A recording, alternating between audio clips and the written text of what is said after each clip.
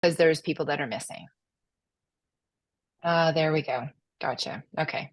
So just to repeat what I would like to add to the agenda, that we pick a new chair for the next meeting and for this next year, and that it be determined at the next meeting so that there's some specific communication that goes out to the other members so that there's an opportunity for them to raise their hand as well. So maybe that's just it. I put a motion. Yeah, go ahead, Bev. I'm just curious. So if there's some committee members, because it's February, if I'm understanding correctly, that the switchover for the year happens, correct? So there's some people who are only on for the 1 year. So we're already into July, so that's going to circumvent potentially somebody who can chair from taking it if there were, because there's no point in chairing for one meeting and then having to switch it over. So I'm just wondering what we do about that. And I do recognize that this is, you've been doing it for a long time, Jackie, and I'm hearing that you're wanting to pass it on. So I'm just wondering how we work around that. Well, sometimes it's okay just to chair for one, but I mean, it'd be good if we had a fall meeting and then before February have another meeting before we switch to a new, but the people that are on for 1 year, Claire, can you maybe chime in here? I feel that the people that are on for 1 year, it's just so that we're creating a staggered membership. So they may choose to do it for another year, but it's just we have to keep it staggered so that we don't all finish at the same time. Yeah, you're nodding your head. Yeah. Yeah, there's so a hopefully combination, and I think that if someone wants to put their name forward for chair, it's fine. If they're only in there for a year, they may opt to sort of put their name forward for membership again, or maybe not, and that's totally fine. Like, I think all the contributions are welcome. So that shouldn't limit if someone is interested in running for chair. Yeah. And right now, I mean, right now my chair duties have been pretty minimal. They're just chairing meeting minutes. I haven't had to do anything outside the outside. So just some discussions with Claire about meetings in the last day or two about whether we were going to host this meeting in July because of the fire situation and because we had quite a few people that were missing. So that's the only thing that really comes up. So I think that I just need to put that onto the agenda, and it'll be pretty quick because I'll put a motion forward to choose a next chair at the next meeting. And maybe it could be that we would encourage people to put their hand up for chair if they plan to go beyond the year, so that we have some consistency maybe for like 2 or 3 meetings instead of just one. So let's put that after, if we could put that after business arising from the minutes. And do we have any more agenda items to add or to change at this point? All right, hearing nothing, I'd like to, do I need to make a motion to change that piece of the part of the agenda? Or can we just add it? If you just want to make it as a motion, that'll work too. Like, if you just want to put a motion forward after the business arising, that's great too. Okay, sounds good. All right, so let's move on to any objections to approving that addition and the agenda as it stands? Okay, thank you. And then we'd like to move on to reviewing and approval of the minutes from November 7th, 2022. They've been out there a couple of times, and I remember reviewing them at the time. So I know that I'm happy with them. Did anybody else have any additions or changes for that meeting? All right, hearing none, can I have a motion to approve? I should have probably done that for the agenda too. A motion to approve the minutes from November 7th. I can do that. I'll approve. Thanks, Bev. And a seconder? Thanks, Vivian. And are there any objections? Perfect. All right, motion passed. Moving on to business arising from the minutes. I have an update regarding the for the Statlium. So at this point, my previous I had been corresponding and chatting with Hawklip about some agriculture initiatives that they were doing up there. And I hadn't been able to connect. They seem to require, and we did put in they seem to require a letter, chief and council, but we're now like a couple years away from that. So I think that just reconnecting with each of them would be great. But I also was wondering, Claire, is there anybody working in the SLOD right now that is actively communicating with Statlium communities that could also support this? Because as I pass the chairship on to the next person, I don't know if that would be something that they'd be willing to take on. And I sort of feel like this is kind of kept, I'm not kind of keeping up on this and wondering if there's staff support to be able to do some connecting regarding agriculture initiatives. Sure, that's definitely an option that we can explore. Jeanette Naden is the sort of SLD staff person. She works part-time and has been supporting just Indigenous relations work in general in the SLRD. So that's we can kind of work offline on that piece. The other thing I was going to maybe offer on this item too, and it's maybe something that Sarah could chime in on, but it feels like there's some work going on with LAFs as well in this space, if I'm maybe correct. I'm not sure. Anyways, around just incubator farm work, is that going on? Maybe I'm Yeah. not. Yeah, I can give yeah. Go ahead, Sarah. I was going to give, that was the update I was going to give, was on but you can go ahead. It was to do with Cleakit. Right. Yeah, we partnered with the Ukamuk Society for funding this spring, and there has been incubator farmers working up there. And that grant application was sort of born of another larger grant application that I put together for, everyone may have seen the REDIP funding that has come out for a second round.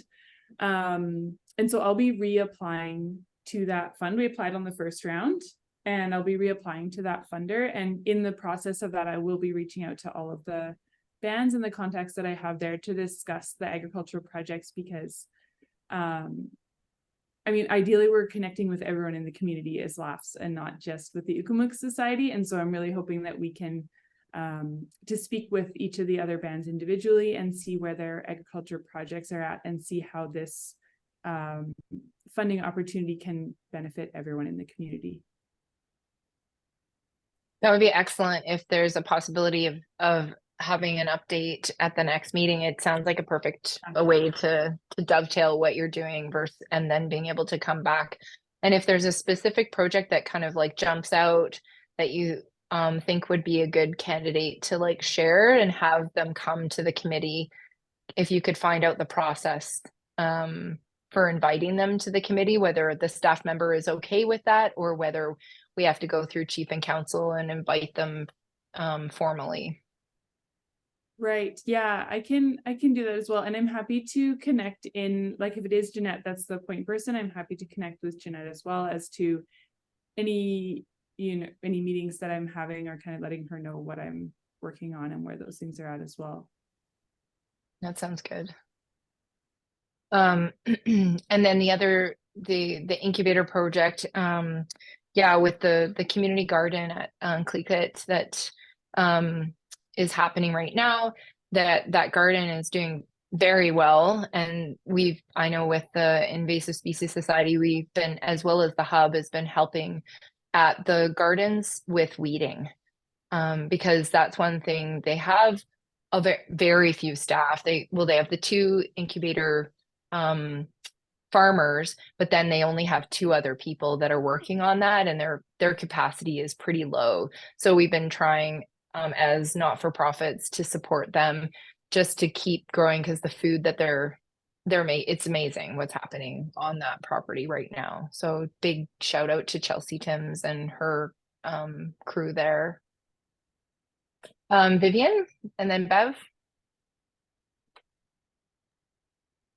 Thanks, Chair. And yeah, but that's a pretty exciting partnership and project between Laughs, the Hub, and Uckalmilk. And I'm thrilled about that one. Also, through my role sitting on the Northern Development Initiative Trust, I know that the community of Houston was just awarded some funds towards their community garden.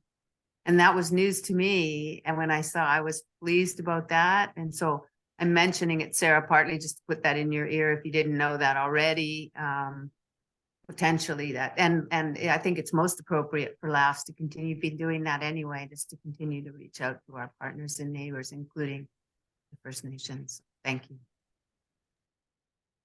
Thanks, Vivian. Go ahead, Bev. I'm just wondering about the District of Lillooet and how we get them to become more involved with agricultural practices within the community. And I know this is an SLRD meeting, but because Area B is so close to Lillooet and there's that connection, I just feel that there's a total disconnect between the district and agriculture. And I'm just wondering how we bring them into not just a Statlium, but also just having those joint food and agricultural meetings, and who we connect with at the district to awaken their whatever you want to call it, just to get them involved with agriculture, because it's abysmal what, you know, I don't think that they understand the significance of food security. And so is there any way to add this? I know we're sort of, it sounds to me like we're starting from scratch with this initiative because of the length of time that it's been. So is there an opportunity to also include them to see if we can actually work together? I can give a whirl on that one. Our agriculture plan includes the District of Lillooet, and their OCP, we submitted quite a lengthy document that included food security, it included invasives, it included the environment, it included a bunch of different things. Christina Timms and I, Jonah, and I think Bill Spencer, we worked on that to submit to the district. Not a lot of the detail got included in that OCP update, so it was a bit disappointing, but my suggestion is that we reach out to Rolf, because he used to be a member of this committee, and invite him to the next meeting to speak about agriculture and the District of Lillooet, and if there are any initiatives and how they're incorporating that into planning, as well as future things, so that it could be him plus probably, you know, either Jeremy or Kevin, because we should be getting an update from them every once in a while as to, because basically right now the SLRD is holding all the cards, and we, you know, SLRD and this committee has been moving and Laughs, sorry, and Laughs huge have been moving forward with the action items in the agriculture area plan quite like extremely well for a plan that was made. So I feel that having an update about where that plan is at, and then being able to look at what was targeted for the district and be able to ask them where they're at with moving forward on the specific actions that were targeted for them. So is there more of an opportunity to do a presentation to the District of Lillooet, just understanding that Rolf is really on our side already? So it would be really good to, I think, include the new members of the mayor and council, because they are all new. Rolf is a given, right? But the other ones, I don't think have a clear understanding of it. So it might sort of spark some interest. You know, Randy McNary does do some farming, and so he may, you know, have a bit more sway in terms of the council and mayor. I don't know. I just really think that there's got to be more of a push to get them involved. Okay.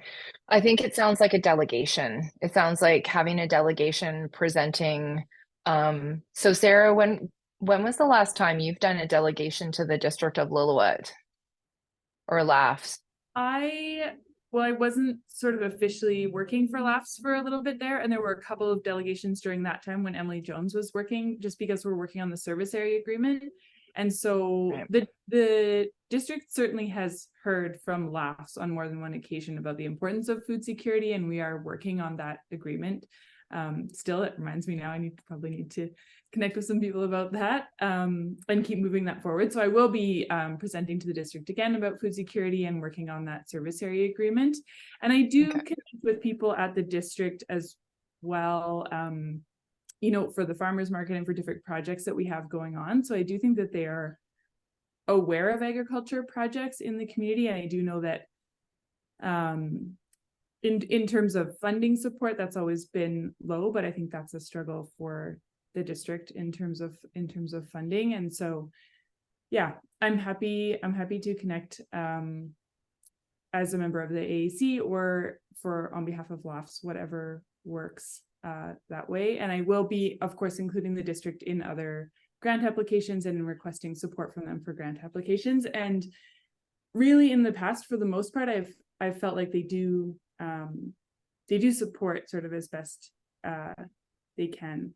But maybe we do need to have some kind of event. I know that with the last mayor and council, we had them come out for the farm tours, and that was really successful to have the mayor come out and just see all the farms, because I think sometimes, you know, they're so busy and they have so much to do within the district that maybe they just don't get out and sightsee and really connect with farmers. So maybe that's something else LAFS needs to think about, is how to connect those individuals to actual farms and people, because I think that makes a huge impact on sort of awareness. Yeah, that's fair. I think you're right. Just looking back at kind of thinking about the fact that Councillor Weeb and Mayor Hopful would have been probably on those tours, and then Rolf being involved. It could just mean we have Mayor Flan and Councillor Flan and Councillor McNary that maybe have just been hearing a little bit from LAFS about the service agreement, so not so much about the other, you know, the big picture. The idea of the review of the actual plan, I think, is not a bad idea at this point, and you know, kind of getting them familiar with how far we've come, and maybe, you know, inspiring them to be able to, what can they do in this plan within their power, because we've done a lot. We have that document as well, and that's something that I can bring up to date and speak to. But we put together what we call the report card, because LAFS was the organization that is supposed to be rolling out the agriculture plan. Essentially, that's LAFS' purpose. And so, but we went through that ag plan with the board at one point and made what we call the report card.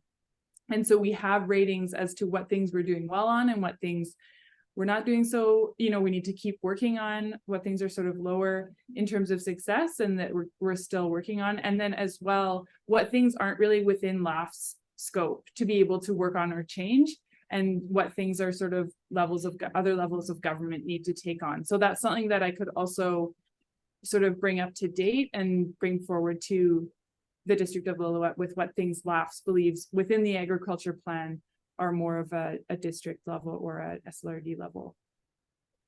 I think that would be great to work with Claire and bring that up to date, and then also to share that with Bev and find out if some of the things, Bev, that you're concerned about are being covered off within that report card, and then the main items, and whether there's something separate that needs to be sort of brought to the attention of the council.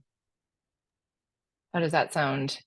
I think we need probably an action item for LAFS and SLRD staff to work together to update the report card on the area, the agriculture area plan, and that be shared with the District of Lillooet, either through delegation or through staff, as well as shared with the committee and the SLRD board.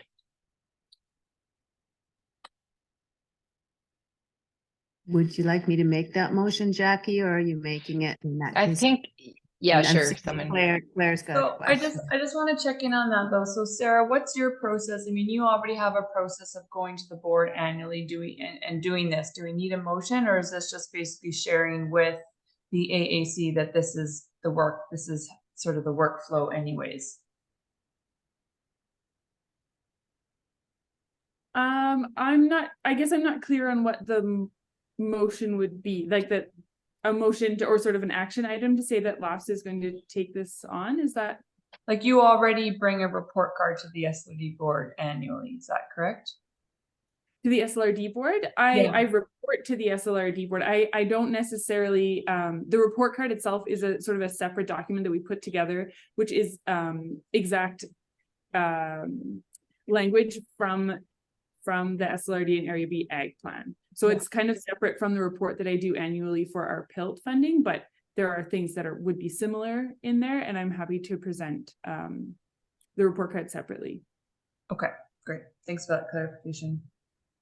And Claire, I mean, you've presented us, you have a running spreadsheet too that shows like things that have been completed and things like that. So it must be a similar document as to what Sarah's talking about, but Sarah's report card sounds a little bit sort of more detailed because it shows what things that are being that LAFS won't necessarily have capacity for. And it's specific to the Ag Plan, I think. Is that correct? It's directly Yeah. directly from the Ag Plan. Yeah, and that's the same. Yours is directly from the Ag Plan too, that spreadsheet that you've given us. I think Claire and I have connected on this before, but we can do that again and see where both those documents are at, see if they're lining up. Okay, that would be great, because having another update on the Ag Plan would be great. Go ahead, Vivian. I really agree that's a gap worth addressing. And yes, we did quite a bit of awareness raising with the previous council. And Sarah's right, it was mainly getting the mayor out to a farm tour that really helped change his sort of attitude towards the value of agriculture. But we still have lots of work to do with the current council. There would be no harm at all in reviewing that and refreshing it. And I'm looking for their support and reminding them again. I'd be happy to help with that, Sarah, when you get there. So the language I had just jotted down for the motion is something to the effect of LAFS and SLD staff to update Ag Plan report card and report back to AAC, SLD board, and District of Lillooet. Does that kind of capture the intent, or do I need to add anything in there? No, that's exactly what I had. Yep, perfect. Thank you. And Vivian said she'd be happy to put forward that motion. And do I have a seconder? I'll second that. And I would be happy to be part of the delegation that went to the District of Lillooet meeting to sort of present this, because I think they need to have it in person and at a meeting. And having a farmer is fantastic, Bev. Thank you. Thanks, Bev. All right, any questions or discussion, a further discussion on that topic? And no nays, everyone's in agreement. Great, motion passed. I think we can, is there any other updates to do with any of our Upper St'át'imc communities, or can we move on to the other item about the wildlife agriculture meeting? Okay, sounds like we can move on to that one. Sarah, do you have any updates on this one? No, unfortunately, I don't. This completely fell off my my to-do list this spring. I had a bit of a busy spring this year, so I do still think, I do think we have capacity to do it, and I'm willing to continue these conversations. But it will have to have a different date for. Okay. So I don't know if we want to talk about fall for that, or if it's next spring. Either one. Yeah, I'm happy. We're working on that. I think it could even be a winter thing. Like I actually think that you'd get more farmers out to talk about it even through the winter. So, because it's just a face-to-face meeting, I don't think it's something we need to see stuff. And I know that Sue Sanger has been in support of this meeting too. We've had a lot of changes to our landscape, especially to do with fencing, which has caused changes to wildlife corridors and things like that. And now we have fire on the landscape, and that's also causing situations. All right, well, let's leave that on and change the action to targeted for fall winter 2023-2024. Any questions or discussion on that? Cool. All righty. All right, I can hand it over to Brenda, I guess, at this point for the Area B OCP amendment bylaw review and discussion. Jackie, I was just going to interject for a quick minute. Did you want to put a motion forward about the chair for next meeting? We need to do that. Oh yeah, sorry. Yeah, thank you for the reminder. So I'd like to put a motion forward to have a process to call out for a new chair for the AAC for next meeting via email, as well as a phone call to Bob Meredith, and to choose a chair for at the next AAC meeting. I can put that forward, that motion. Can I have a seconder? Yeah, I'll second. Thanks, Sarah. Does anyone have any objections? Okay, motion passed. All right, just looking at our time, we're definitely behind. So these things take a lot more time than our agenda item are showing up. So at this point, we're already at 10:40. So technically we only have 20 minutes left for this discussion. And I'm knowing that we're going to probably go into the next update, but I'm hoping, yeah, we may have to leave the ALUI update till next time, but let's just see where we get on the two agenda items. I'm wondering if we are going to have another meeting to finish off these topics for sure. I find that these meetings go very quickly, and we do have things to talk about, and even just review and the business arising can take time. So yeah, let's head on over into that. Brenda, are you gonna share your screen then, or? I don't have any slides this time, so I was just going to provide sort of a verbal update and go over the bylaw. I'll try to make it quick. I don't think it's going to take a long time for me to kind of go over, and then I'll just open it up for questions and discussion. Yeah, so Claire, if you want to just maybe go to the staff report, that's all I really have to share. But yeah, so this is pertaining to bylaw 1776/2023. So this is to amend the Area B OCP. So there's a number of mostly minor agricultural changes that we're proposing to the bylaw. And this is related also to the zoning amendment bylaw. I think it's 1752, which I think Claire put on the agenda as sort of an update item too. So these two are related. So yeah, essentially, there's a number of agricultural changes. The OCP ones are quite minor. The zoning bylaw ones are more sort of specific. They're all kind of related to the updates to the ALC Act and Use Regulation that have taken place over the last few years now, I guess. So just as a reminder, the zoning bylaw was sort of amending residential uses in the ALR. There's a new ag zone proposed. There's some language around temporary farm worker housing, which is now an ALC application. There's this new agricultural cannabis production use, and cannabis retail is permitted as a farm use. So it was essentially sort of updating the bylaw to align with these changes.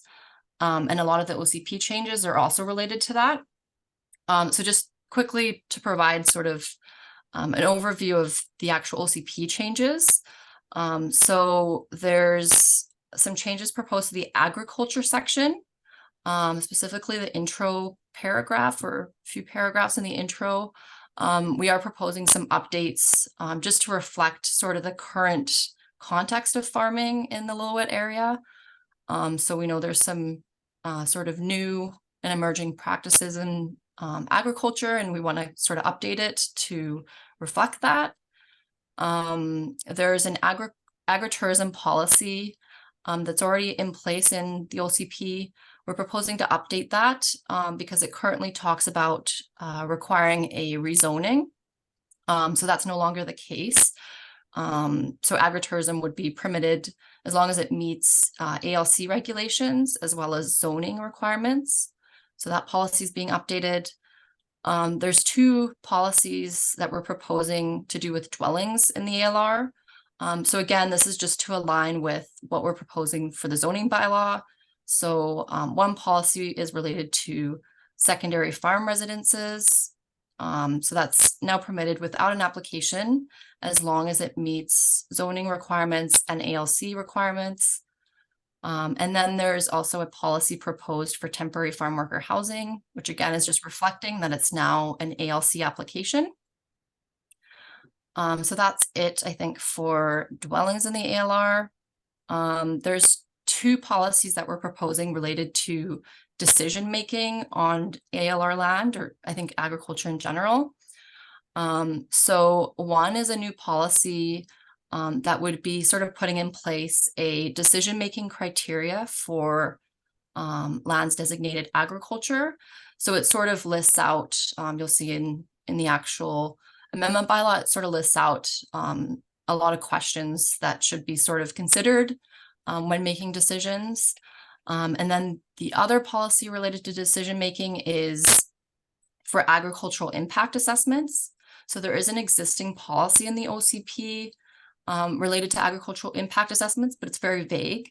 So what we're proposing is just to have some detail in that policy, sort of some guidelines specifically for qualified professionals when they're undertaking these assessments. So things they should consider like potential loss of farmland, drainage, noise, stuff like that. So just to note that those two policies are, they're more like guidelines. So it's not like they have to follow this checklist. It's just sort of providing some guidance when making those decisions. So the final piece related to agriculture is a new farmland protection development permit area. So this is new from, I think previously we'd sort of wanted to propose this or present this to the AAC and we ran out of time. So that was, I think, back in the November meeting. So this you'll see is new since you last saw the OCP. So this development permit area is intended to protect agricultural land from surrounding uses. So essentially it would apply for properties within 100 meters of ALR land. So it applies for sort of specific circumstances. So where there's major soil removal. So we have specific sort of definitions of what that means. So it wouldn't apply for, somebody that's just gardening or, nothing related to agriculture. So agricultural buildings wouldn't apply there. But it would apply if there's, say, development of a new single family dwelling or an addition over a certain size within the ALR, or sorry, within 100 meters of the ALR. It would apply if there's subdivision proposed within 100 meters of the ALR. Yeah, I think those are the main things. And again, there's certain sizes, if there's an addition or a building under a certain size, it wouldn't necessarily trigger that need for the development permit. And the guidelines under that development permit area would include things like buffering. It would look at site design and it's basically just looking to minimize disturbance of ALR land. So those are the changes that we're proposing related to agriculture. So this received first reading at the June board meeting and went out for referral. And so as part of that process, we're just looking to get some input from the AAC. So I'll open it up now for any questions, discussion.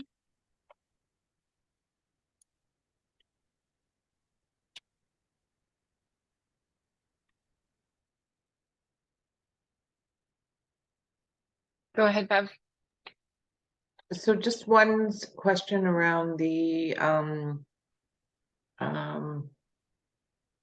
what you were just talking about. So just the decision making around land that might be impacted by activity. So does that include any sort of plans, like say they wanted to put in a concrete plant or a, you know, landfill or something? So would that be inclusive of that as well? Like, would that still be under the same permitting, and would that sort of be both for residential and commercial sort of enterprises?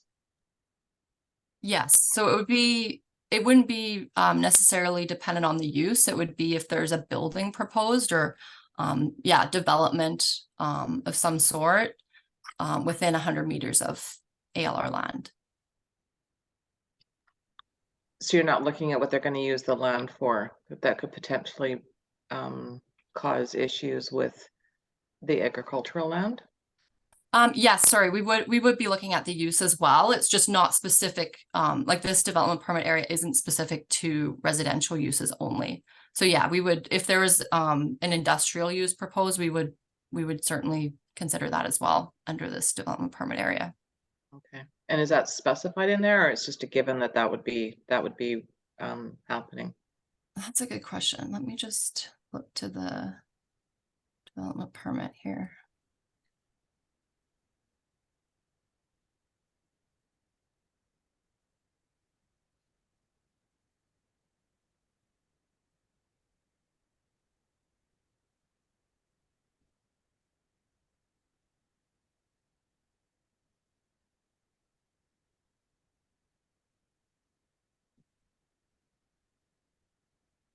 Yeah, it's maybe not as clear as it should be. So that is,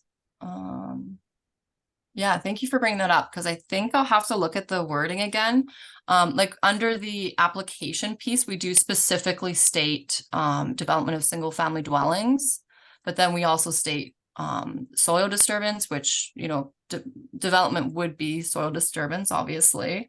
But yeah, we don't specify other types of buildings other than single family dwellings. So I'll definitely take a look at that, and maybe there's a way to sort of clarify that. Yeah, I just know in the Canada Gap, which I have to sell my garlic, that is part of the process of looking at what's around you and what the uses of other farms are, and you know, what could potentially leach from one area to the other, what's airborne, and there's quite a bit of you know, there's quite a bit of detail that you sort of need to go through, including industrial and you know, what's happening. So yeah, I just think it's important to be looking at all of that. That's really great input, Bev. And I think from my understanding of the like high level purpose of these type of development permit areas is it is really to create a buffer to prevent whether it's noise or whether it's like you said, like different types of contamination, but basically it's to create a buffer between uses, from agriculture uses to whatever other uses may be locating adjacent to agriculture land and agriculture activities, is to protect those agriculture uses. And so that's why the intention is to create a buffer. So I think that's something that SOD staff can make sure is being captured in that DPA. And Claire, was there any input that Sue Sanger gave in her written or what she provided by email? I didn't have a chance to go through it. I didn't either. I can pull that up. Yeah, so I'm happy to pull that up while other people are providing input. And I guess just going back to this farmland protection DPA, I was more involved with the area D one, and that was, you know, pretty important, was looking at like the commercial industrial uses are actually most impactful than say residential uses in terms of being adjacent to farmland. So That's exactly why we do these referrals though, right? I mean, I'm so pleased that this has come to the AAC. I'm a little worried that not everyone has had the time to give it a thorough review and provide input. Because Brenda and I spent many hours on this, and I thought we did a pretty good job, but that's a really good observation. And I guess that's exactly what the referral process is about. Thank you.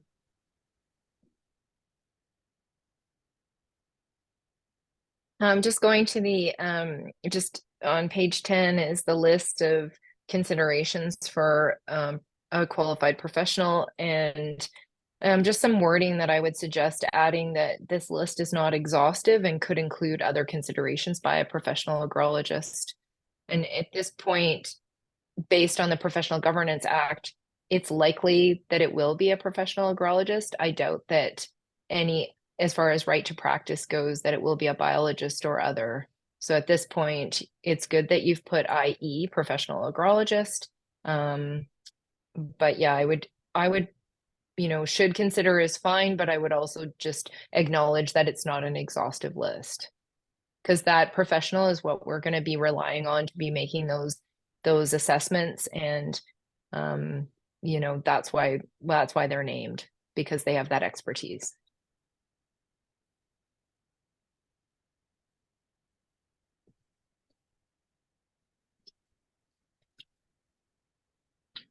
Does anyone else have anything? I have another comment just later on in the document in the appendix, where it talks about the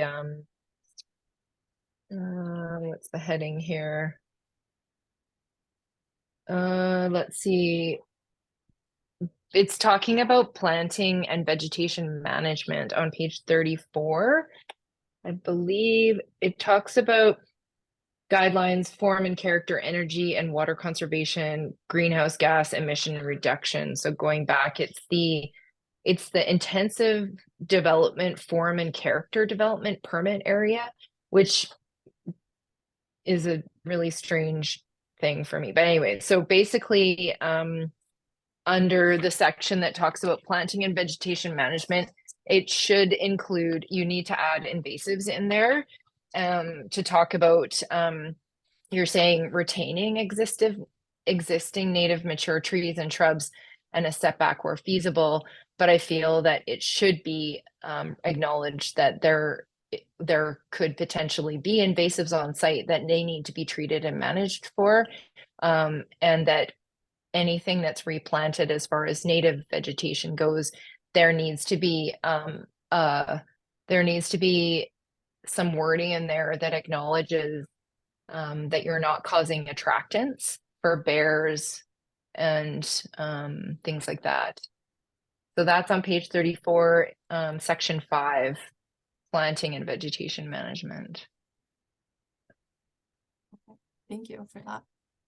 And also under H specifically, it says encouraging planting materials that eliminate the need for pesticide use. I would encourage the wording to change to encouraging planting and integrated pest management tools that reduce the need for pesticide use. So IPM is an acknowledged, and there's a whole act on integrated pest management that has specific tools that include things like seeding and other biocontrol and things like that are basically decrease the amount of invasives and increase the amount of a healthy ecosystem that will reduce your need for herbicides and pesticides. Sorry, can you repeat the wording that you said first? I didn't So catch all. so under H, I would encouraging planting materials and integrated pest management tools that reduce the need for pesticide use.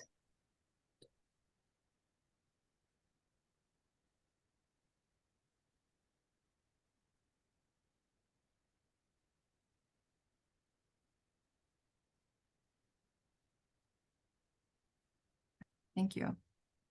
Okay.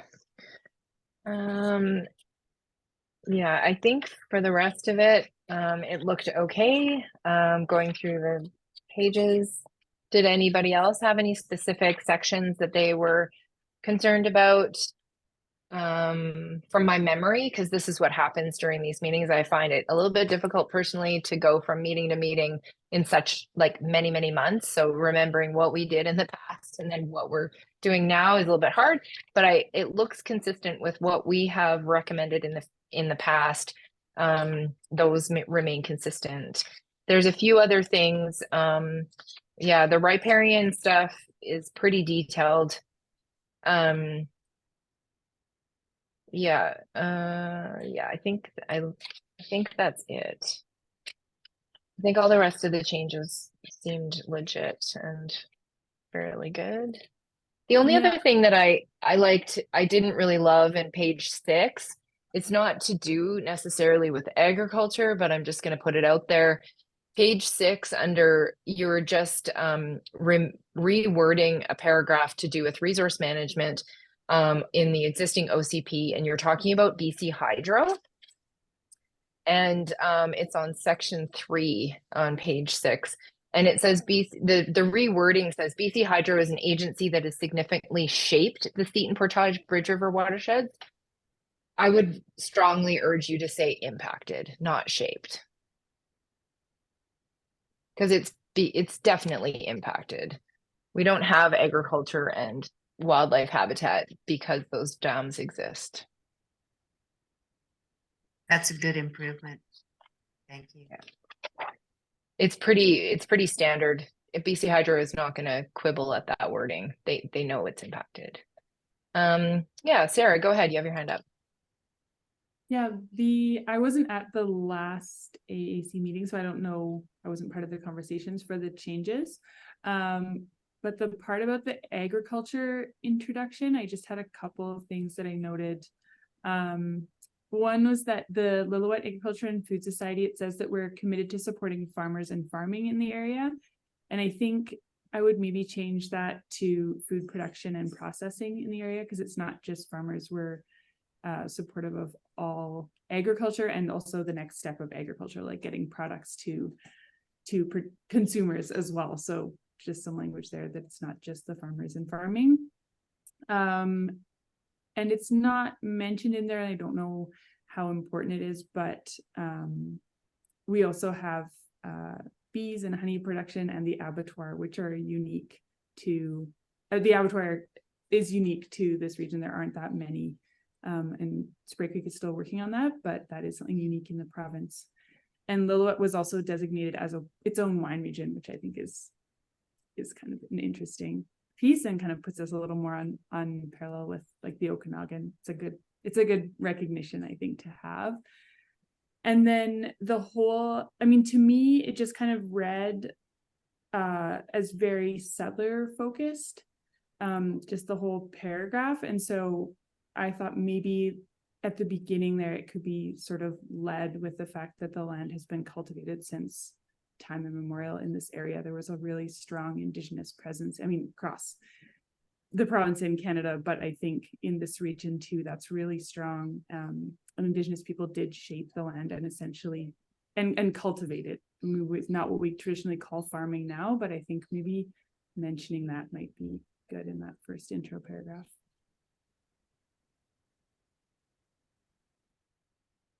Thanks, Sarah. Those are great. I think the other thing that I know the other thing that's in the mission statement for the agriculture plan is food security and Indigenous, our Statlium neighbors, as well as, food security is top of mind with what's happening these days. So feel that that needs to be added to the introduction. Sorry, just a statement on food security. Just that LAFS is supporting food and food processing and food security. Okay.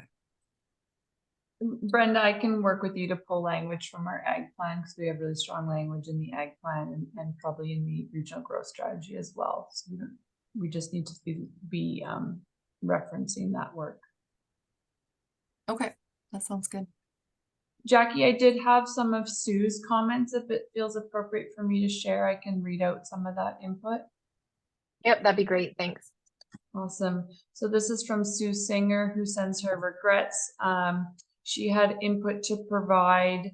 The first piece was around reduced requirement for farmland protection DPA from applying to properties within 300 meters of the ALR to only 100 meters of the ALR. This is from she notes this is from the summary of changes. She asks, why was this lowered? 100 meters is too small a distance. Potential impacts from non-farm uses and subdivisions next to ALR can be very disruptive to farms and can be avoided if proper planning is done. I strongly recommend keeping the original 300-meter requirement. The whole point of creating the farmland protection DPA is to make sure developments go ahead that respect farmland. That won't happen if it is never applied because of such a narrow distance to requirement.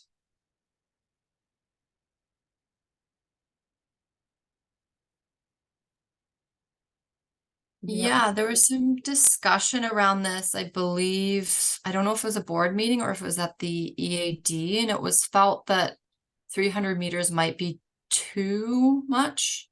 So, I mean, yeah, we can sort of have a discussion about that here maybe and get some thoughts on that.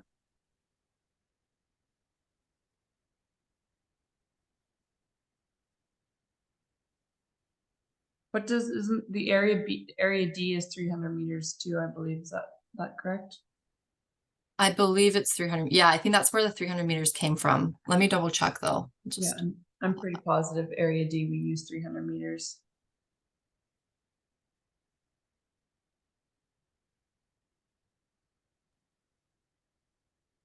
I see Bev has her hand up, but I had a hand in reducing that down to 100 meters, which I thought was adequate. So I'm glad to hear this input because we have an opportunity to change this if you guys think it should be more. I think my preference would be from working in area D would be the 300 meters as well. Just thinking about what Bev was saying around the potential for industrial and commercial uses locating next to farmland and then subdivisions as well. The 300 meters, we don't see this DPA that often, but I think having the broader distance could be helpful.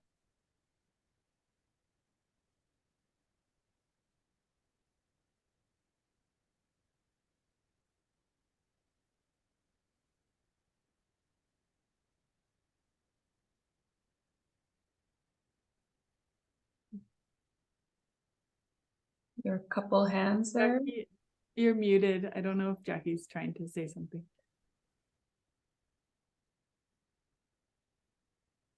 Go ahead, Bev. You can go ahead. Sorry, I was muted.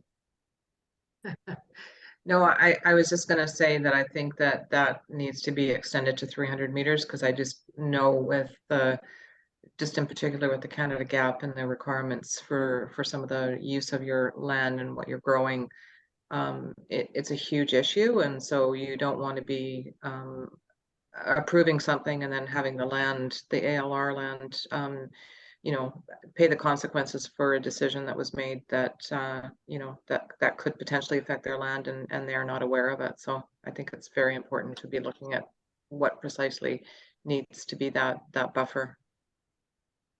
Okay. Thanks. Go ahead, Allison.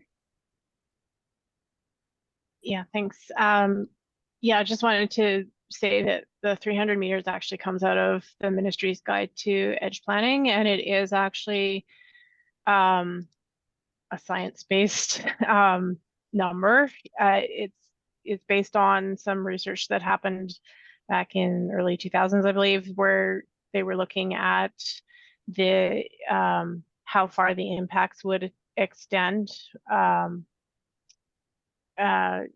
And you can mitigate some impacts by having that buffer, by having a significant vegetative buffer, but you can't mitigate all of the impacts. So, so yeah, there is a basis behind that 300, and if you're shrinking it down, you could potentially mitigate some of the impacts by having larger buffers, but you're not going to mitigate all the impacts. So that's just something to keep in mind if you are looking at shrinking it down or keeping it. That there is actually some evidence behind that 300 meters.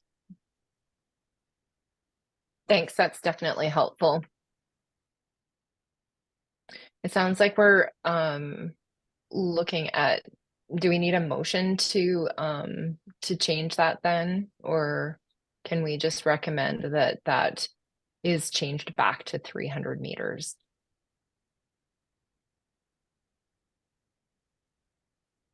What do you think, Claire? What would be the best way to? Yeah, I mean, I approach think we can go either way. Like, I'm taking notes of the committee's comments. If this is a strong one that we feel that there's consensus on, the committee can opt to make a motion to make sure that that change is reflected.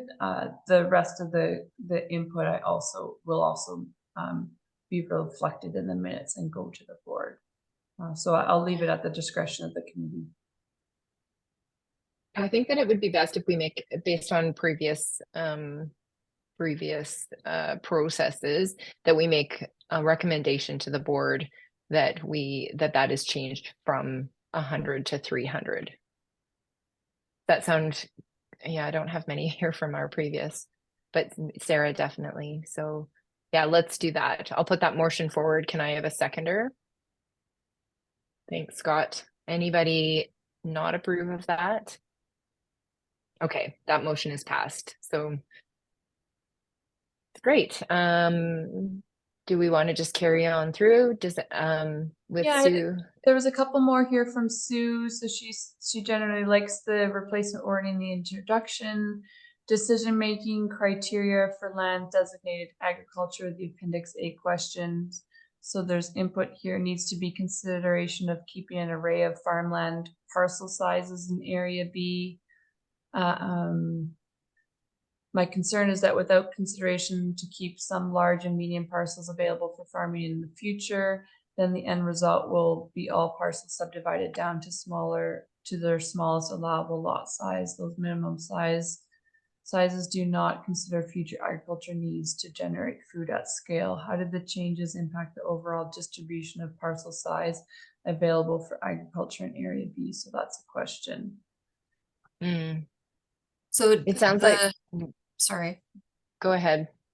I was just going to say, so the development permit does apply anytime there's subdivision within 100 meters of the ALR. So I think that the development permit would be sort of the opportunity to maybe consider that as well.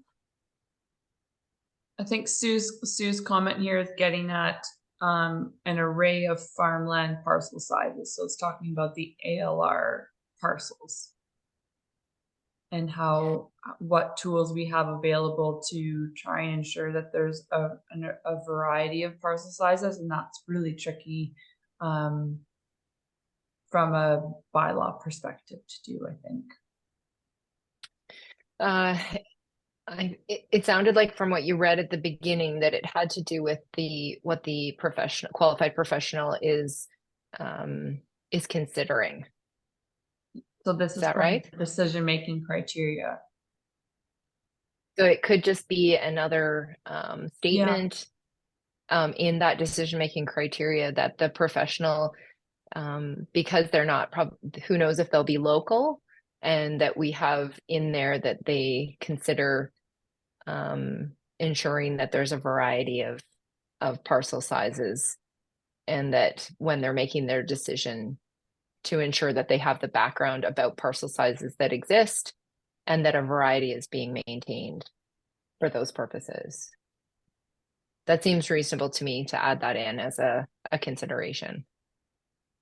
Yeah, and Sue's here specifically saying that we want to make sure that we keep some large and medium parcels. So whether that's, or we just keep it at a variety of parcel sizes. Yeah, and it could just be that the statement includes, it might be the stating the obvious, but obviously that you know, the maintenance of large and medium-sized parcels will ensure you know, the integrity or the ability to farm at different scales is maintained within Area B. Viability, maybe. Yeah, viability, yeah. Okay. And then the next piece, so this question, what are the cumulative negative effects on agriculture of the proposal in conjunction with other development occurring in the area? Is good in terms of being a catch-all and bad because it does not highlight specific concerns that must be considered here in Area B. Therefore, in addition to this question or as a subsequent under it, we need to be asking, what are the potential impacts of these changes on the supply of water for irrigation, livestock, and domestic purposes? Will these proposed changes disrupt natural movement of wildlife, which could cause increased stress, conflict, predation, is that a word? On agricultural Yep, that's a word. Okay, great. Will the proposed changes remove or reduce wetlands or impact species at risk? So those are some further input on pieces that could be added to the decision-making criteria. And I can send this directly to Brenda too, so we don't have to. But how does that sound? How does that those comments land with the rest of the committee? Yeah, they're perfect. I think she's spot on. Absolutely. I think that it's, in this case, it's because she and I have dealt with these things specifically because we have that background. And so but at the same time, like I said, a qualified professional that has experience with these types of assessments should also include this, but we don't want to assume. We want to make sure that, like, hopefully they would have carry this experience, but we might as well put it in. Bev, you have your hand up. Yeah, sorry, and I guess expanding on that too, as well, when you're talking about water, is understanding what's available within the area that you're also have in the ALR. So are you more dependent on a well, which has a lower impact just in terms of causing problems versus a cistern or, you know, taking it directly out of a creek? All of those increase your risk for E. coli and other nasty little bugs. And so you've got to be looking at if it's for produce or not the right word, but non-edible plants versus an edible plant and where they're actually getting it. So I think having an understanding of what's available in that area, you know, I think most of the prairies rely on the rain. So, you know, a lot of them don't have that ability to have a well or another source for water. So I think that's very important to understand what that it looks like in the area that they're actually going to be farming as well.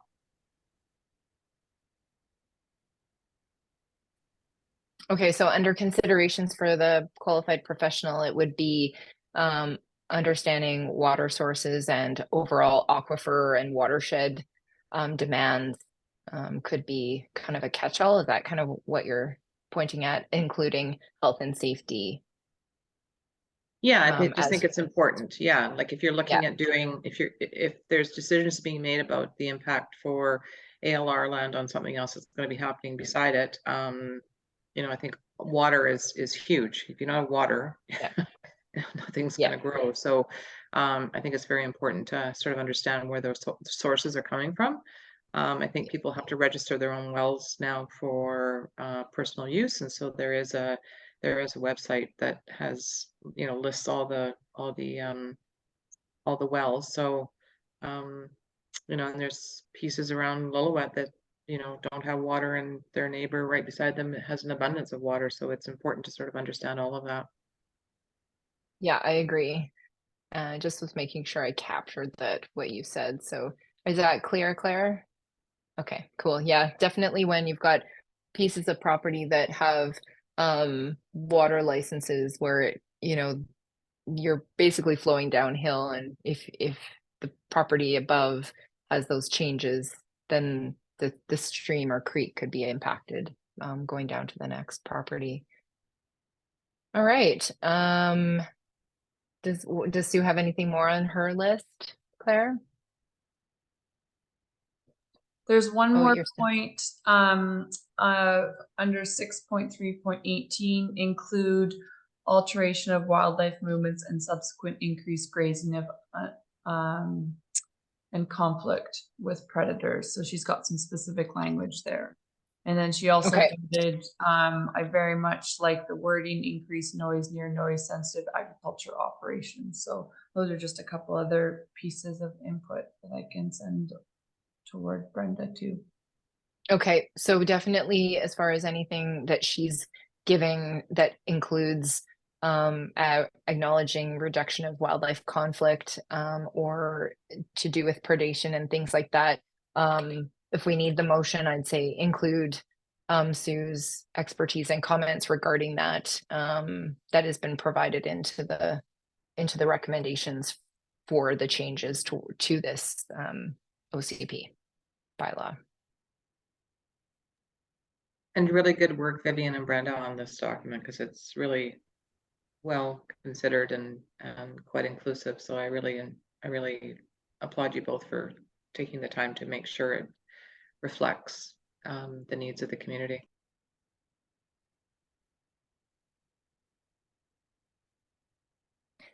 Yeah, and a little kudos to some of the committee members that have stayed on for years to address this, and that you're seeing a lot of what has been written in the OCP are the bylaw changes that we've recommended since I think it's 2018. Yeah, so it's awesome to see that our recommendations are being respected and taken seriously. All right, any others that we have at this point? We're already at 11:18. So were there any other things that arose? Scott, you've been pretty quiet, and anything from you or?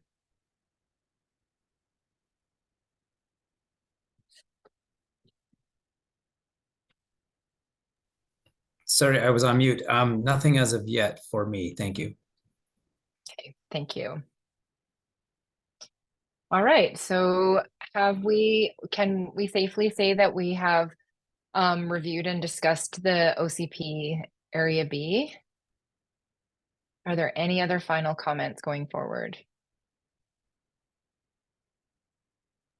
All right, go ahead. Question, and maybe it falls into the next section, I can't remember, but there was a part in there about actually being able to see a map of all the parcel sizes of the area and getting some mapping for the group for a visual. And so I was just wondering if that's maybe the next thing that we're talking about, or if that map will be provided at some point.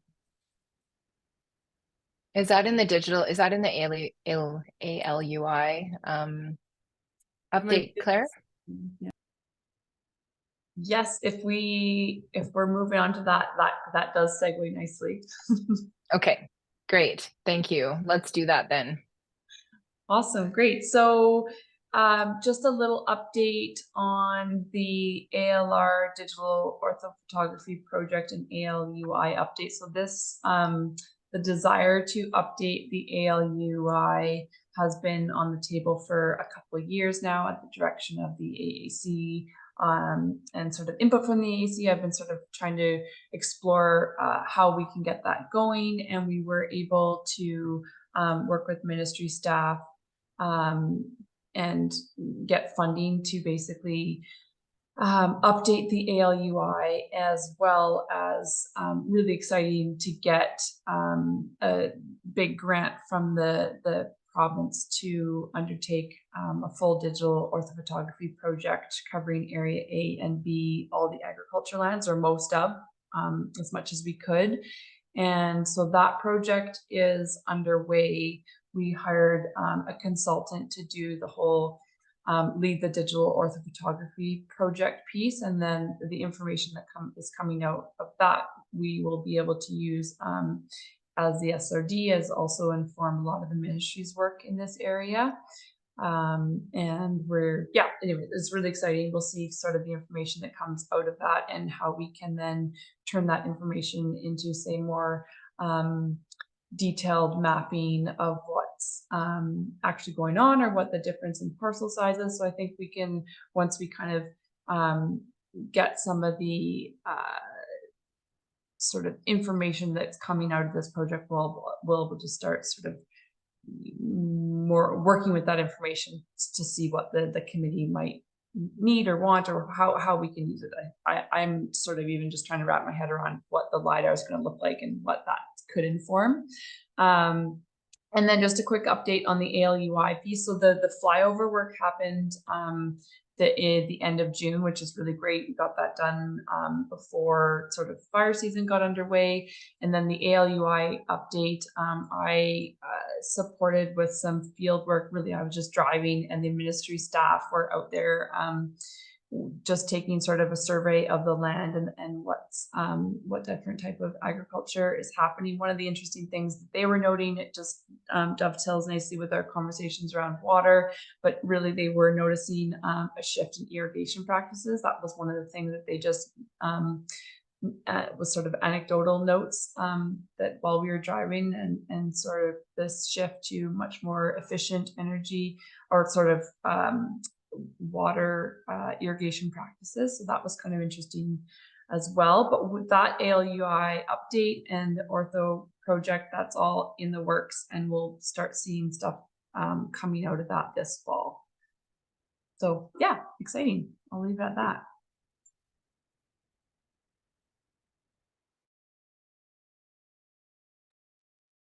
Great. Does anyone have any questions about the update? Go ahead, Vivian.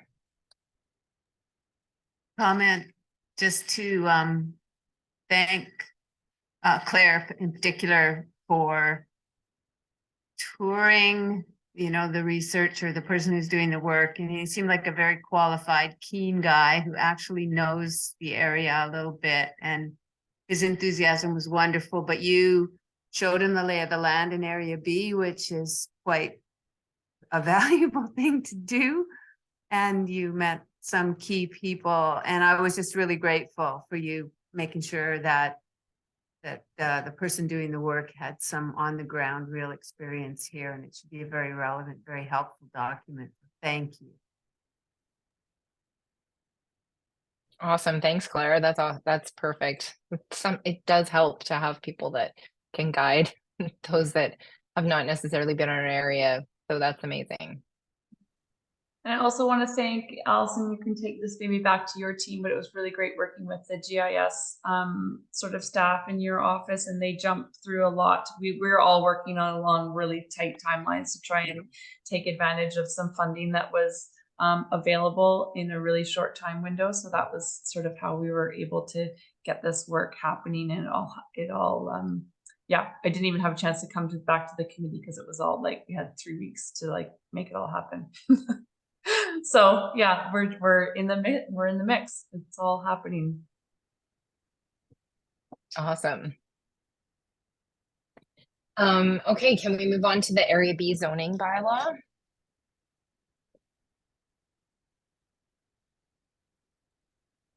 I think that's an update from Brenda. Brenda, are you able to provide an update on the Area B zoning bylaw? Sure, yeah. I guess I provided a bit of an overview again of what the changes are already. So I'll just let you know where it's at. So it received second reading earlier this year, I think in March. And since that time, nothing's really happened because we are waiting for this OCP to sort of move forward so we can do the public hearing concurrently since they are related. But it'll kind of be impacted by the changes to the OCP as well. And then once these changes have been made to the OCP and we're ready to bring it for public hearing, they'll be brought together before sort of moving back into the board process.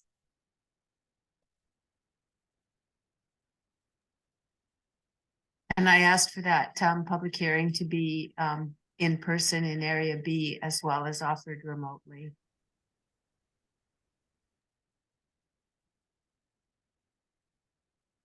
And do we have a targeted? I remember hearing, I think last or during some meeting or email potentially that was being targeted for sometime in September. Is that correct? Okay. Yeah, we're looking at probably September. So the only thing, oh, go ahead. Just saying, just certainly not August, right? Thank you, Brenda.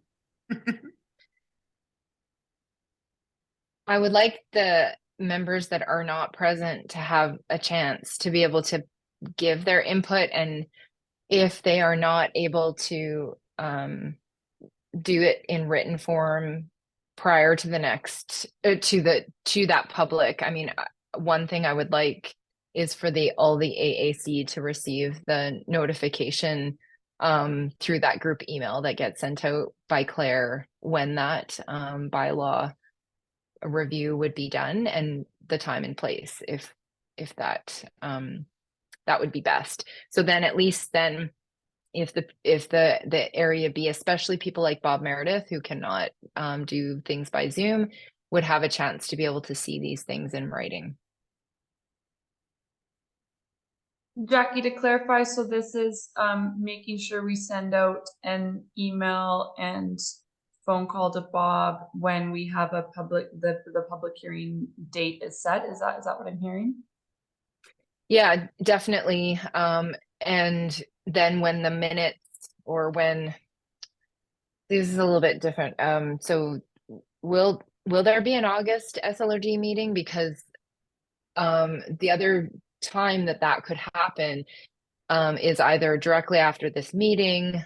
An email could go out and a phone call to say like, hey, we had this many people here. We will welcome your written input. And there will be a public meeting and you will be emailed about it. So I'm guessing I'm asking for two communications. One to say thank you for those that attended. We have your input. For those that did not attend, you can still send it to us.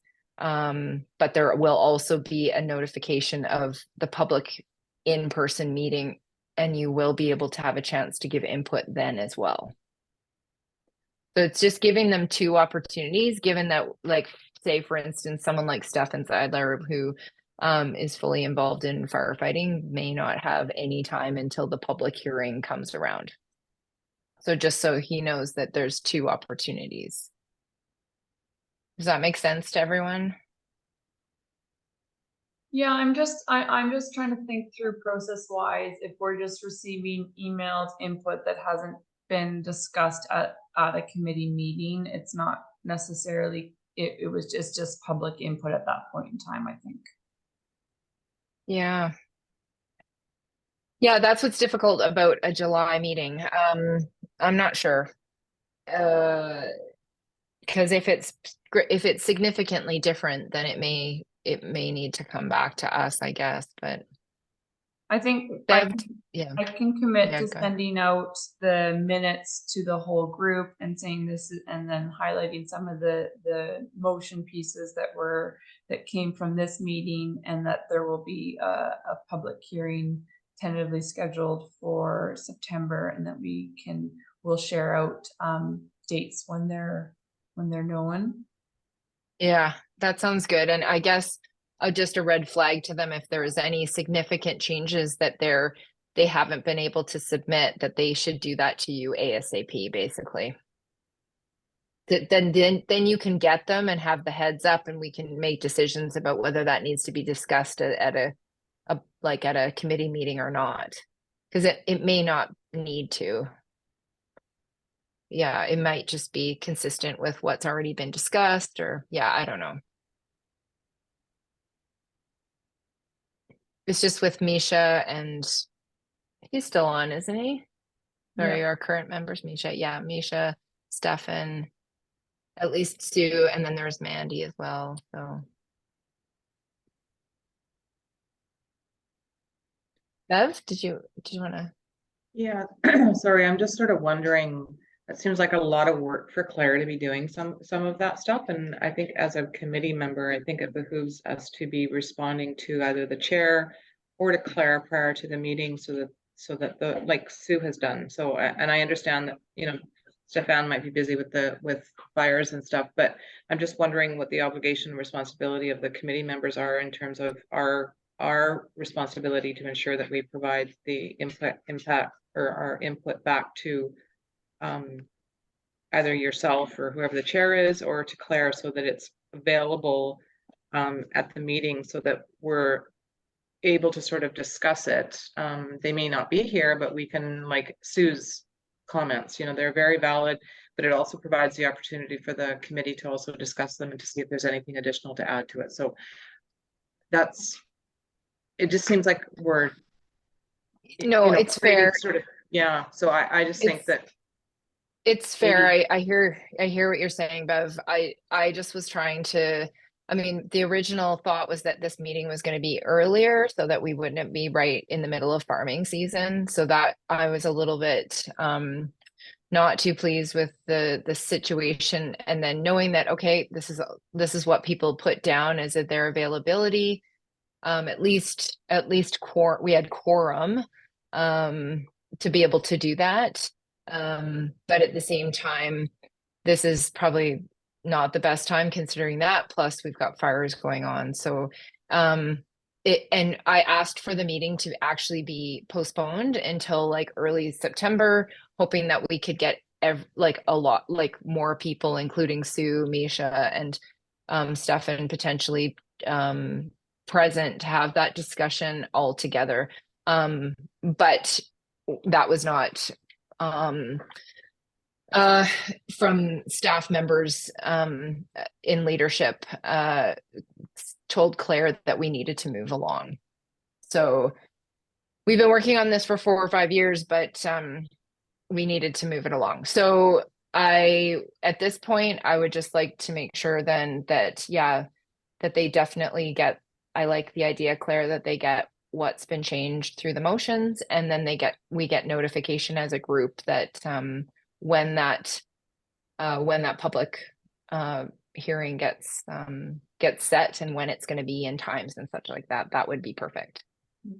And the public hearing is a really great opportunity to be providing input too, and there can be input made in advance, of the public hearing. Like there's a whole array of ways to provide input, whether you attend the public hearing or whether you write in submissions in advance. So there's lots of opportunities to be providing input to this bylaw, in addition to like this committee space.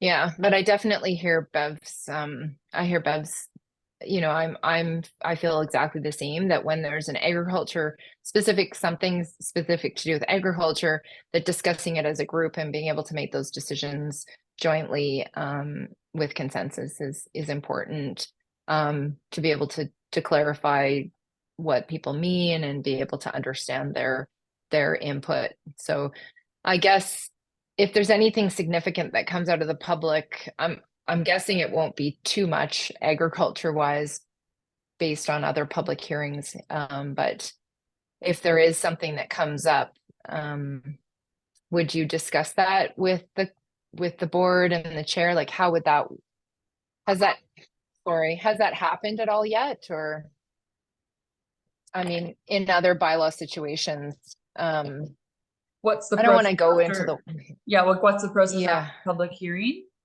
Yeah, exactly. Yep. So changes can happen after the public hearing if they are, yeah. So the input that's received at a public hearing is the minutes. Everything's presented to the board, and sometimes that results in changes, and sometimes it doesn't. It depends on sort of the nature of the if there's, you know, sometimes there's a strong consensus from that there's some things missing, and sometimes there's just like a whole bunch of different thoughts. And so it's up to the board and staff to sort of figure out how that is shaped into the bylaws. Okay, well then I'll leave it at that, because then that means that if something comes forward that's really strong, that shifts the minds of the board, and they're reconsidering something that's agriculturally based, that's their decision or not to refer that back to us as a committee to get our input on it. So so if there's something significant that comes from a board member or a committee member that they put up for public consideration and the board's like, oh dear, that seems pretty major, we should probably consider that, we should consider putting that back to the AAC, then we'll leave that up to the process that already exists. Does that seem fair? Okay, cool. Jackie, All right. sorry. Yeah. Sorry, just one more thing. So should we be putting that on the agenda for the next meeting to talk about the responsibilities of the committee members, so that if you are unable to come, at least you put forward if there's anything as a document, like with this one, like there was, the document went out, Vivian sent a note out saying, there's been a lot of work done on this, please, carefully review it, and there's a lot of information to go through. So our responsibility as a group, or an individual to this committee, do we have anything in writing that says, either send a note saying, all good, no comments, or these are my comments, I'm unable to attend? I think it's in our terms of reference. That's my understanding. Claire, you can They're not confirm, that, but yeah, they're not that specific. detailed. And the other thing that I would just like, it has been challenging for me to even just get any type of responses, like even meetings that I was trying to book in the spring, we had a really hard time getting any responses back from half of our committee about whether they were available or not. And this was the same for this meeting. So I appreciate those that are in communication and are making time to meet as a committee. And then just back on process, like this OCP amendment bylaw just went to the board the end of June, like June 28th. So this is not ideal timing to meet, but it's also wanting to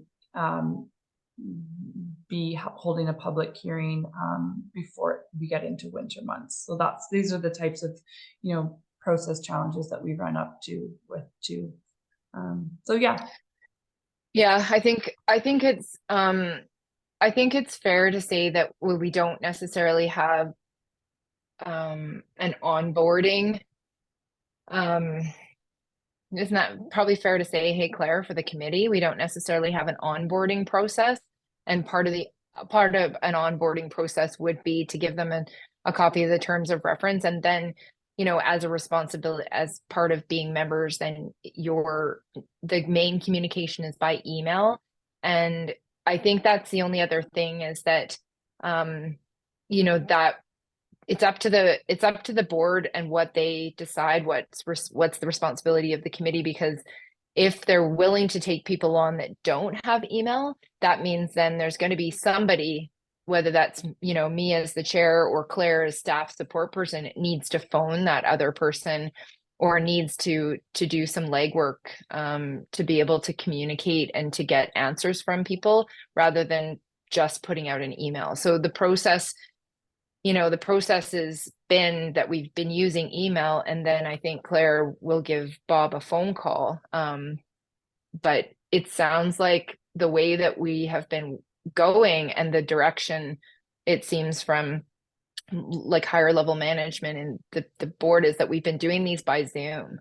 And even though we've come out of the pandemic and we've been meeting in person, that we're still doing these by Zoom. So that really just takes one member out. So my question is, is the board requesting that we must have email communication as a committee member, and that we have access to a computer and Zoom as a committee member? Because the way that this could be is that if there was a hybrid situation, or that if the members of the public could come in, that instead of that being held in Pemberton, it could be held in Lillooet, that the members of the public could come into Lillooet and to be able to, and that could include Bob. But that's always been on my mind is this process. I mean, I feel like we should be moving to in-person, and that would also fix that issue and that challenge. But We can, s- hearing what you're saying, Jackie, we can be looking to schedule in-person meetings if that's the preference of the committee. Hybrid is, I'm not sure that hybrid's gonna be an option, but we can be looking to host in-person meetings. We would still be organizing meetings typically via email, and we've always done that. So it would be like, this is the meeting date, these are the meeting materials. I do have different ways of communicating with Bob, but the committee does communicate via email in terms of agendas and meeting dates and whatnot. And we do have a welcome package that's sent out, includes the terms of reference and the ag plan, and that's sent out to all new members when they join the committee. So we do have some onboarding. Yeah, but if the going back to sort of, you know, looking at next steps, and if the committee feels that in-person meetings are the preference, that is something that we can be working towards for our next meetings. I think that's important. I think we should be working towards in-person meetings. I also think that it's important to be mindful of, if you're looking for input from the agriculture committee, and that as a board and as staff, that despite you need to work into the deadlines and the things that you may have to push things ahead, given that the agriculture community is very, very busy in July, and so that we're going to not have full input. So it's just we've done it now because we've been told we needed to, but it's one of those things where we do need to be cognizant of the fact that if you want good input from the agricultural committee, it needs to be at a time where members can be present. So, but saying that, I think we are already almost 15 minutes beyond our time, and I want to be cognizant of the fact that we all have stuff to move on to. Were there any other updates or next steps that need to be communicated, Claire or Brenda? I just want to follow up on that, what we were talking about getting input from people. And I think that as much as email kind of is, you know, the current way of communicating, if we really do want input from people and we're valuing that, I think that making time or designating someone to make phone calls would be another way of collecting that information. It might be worth considering if, you know, if the committee is worried about that and it's at a time when people are busy. I think maybe the committee designates someone or someone takes that on to make phone calls. I know that I also struggle to get groups together, and I have for the entire time working with LAFS, and it's just the nature of everyone, you know, being really busy people and usually involved in other boards and other projects. And phone calls go a long way in getting people to come to meetings and in getting input for meetings. So I realize that emails are much more efficient, but maybe we need to think about just putting energy into getting those responses if that's something that we are going to value. I agree. Thanks, Sarah. And for me as a chair, I didn't, especially earlier on, I wasn't aware that Claire was having sort of trouble connecting, although totally knowing that we've had trouble in the past, should have been connecting. But that's something that, you know, between the chair and maybe volunteers on the committee that know people that say, for instance, I know Mandy and I do have her cell phone number and she does receive some texts. So yeah, so it could be that we all help the staff to be able to connect with the membership to get that information and to communicate what we need to communicate. Yeah, absolutely. Yeah. Thanks, Sarah. I know we're wrapping up. Can I just get a temperature from everyone? Is there the preference for in-person meetings? Is that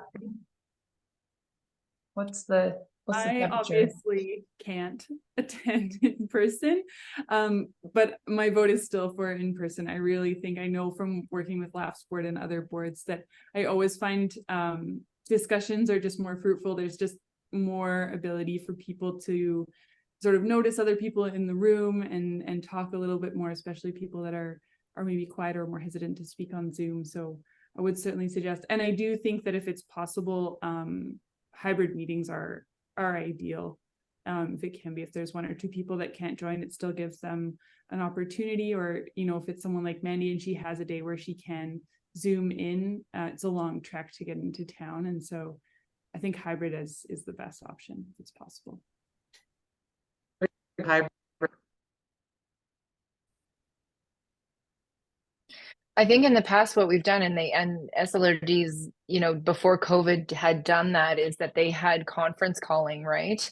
So it's not the best, but the other thing I would really say is that if there's any partnership and links to do with the District of Lillooet, we should be reaching out to them because they've got the hybrid thing all like dialed in. So if we can somehow ask pretty please that we use their system, I'm pretty sure they've got that. I mean, with Jeremy and his technical abilities, he's created a pretty amazing system.